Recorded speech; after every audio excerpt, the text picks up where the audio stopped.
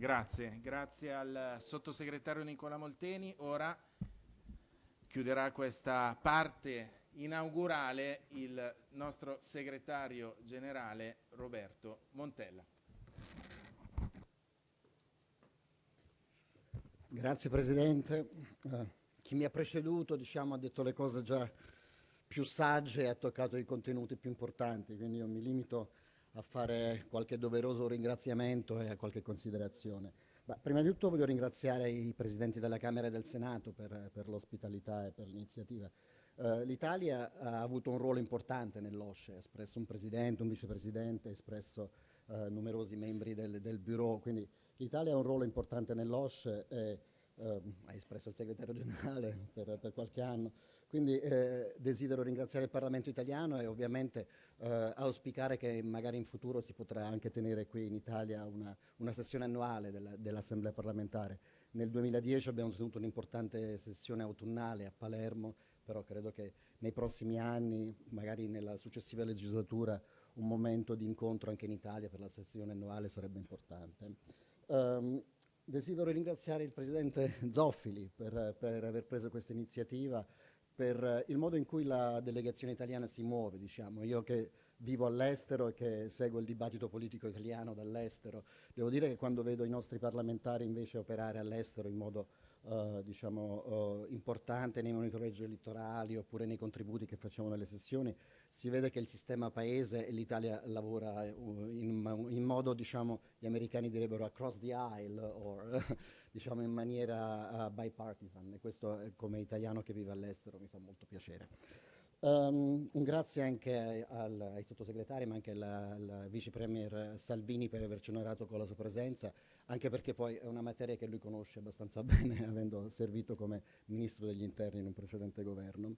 E poi doveroso anche che io ringrazi i funzionari del Parlamento italiano, ma anche i miei colleghi al segretariato, Marco Bonabello, Sheriff Abdilli, che hanno lavorato all'organizzazione di questa riunione. Madam President, dear friends, dear colleagues, we are in a very challenging time in international politics. The more and more I see you participating in all our events, I have been watching the amount of events that you have participated in since our last session in February in Vienna. It is incredible on how much you want to contribute into world politics.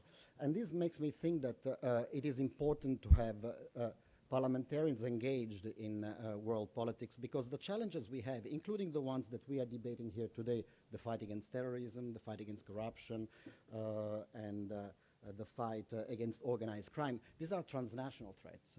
They cannot be dealt with national politics. You need to have cooperation, collaboration. The OSCE is the organization for cooperation. And I think this you do it at the parliamentary level very well. And I think you prepare the grassroots for eventually when you will be in governments or when you are soliciting your governments in trying to cooperate. Because those threats cannot be stopped at the borders. It's been said with more authority by those who have preceded me. But we need to absolutely understand that the work that you do, some have underlined the nice possibility to spend a few days in Rome and coming here. But I don't think it's just that aspect, which is also beautiful, let's say. But I think it's really the serious work that you do in trying to understand these things, in trying to translate the experience that we will hear today from the Italian authorities, which have really learned and can really showcase. And this is also a very good experience for us to learn from each other, and in this case, for Italy also to share its experience at the international level. So the main points that the factors that are behind these problems, the illegal money flow that supports both crime and terrorism, the misuse of technologies like encrypted apps or unregulated digital currencies, and gaps in cooperation between countries which criminals take advantages of. These are all things that you will be discussing in the next 2 days. I'm really looking forward to the experts that will talk to us today. And I also look forward to seeing you all in Porto in a few weeks' time when we will meet for our annual session. I think this is the year we have a Finnish president here. The Finnish presidency takes the responsibility of this organization in its 50th anniversary. And I think we're really at the crossroad of understanding whether this organization is going to be relaunched for the future. This is an organization that was built to build bridges, to have dialogue, to engage with those who are violating the commitments of this organization. But the more and more I hear ideas of exclusion, ideas of sanctioning members. I think that we have to rethink what we want to do.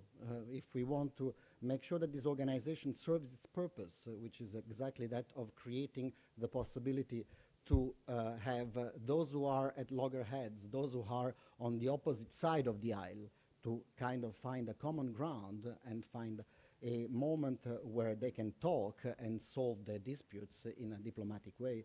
I think you, who represent 1 billion citizens, should be the voice that we will hear in Porto very strongly with your Porto Declaration, where you say where this organization should go for the next years. Thank you very much. Grazie mille, buon lavoro. Grazie, grazie. Grazie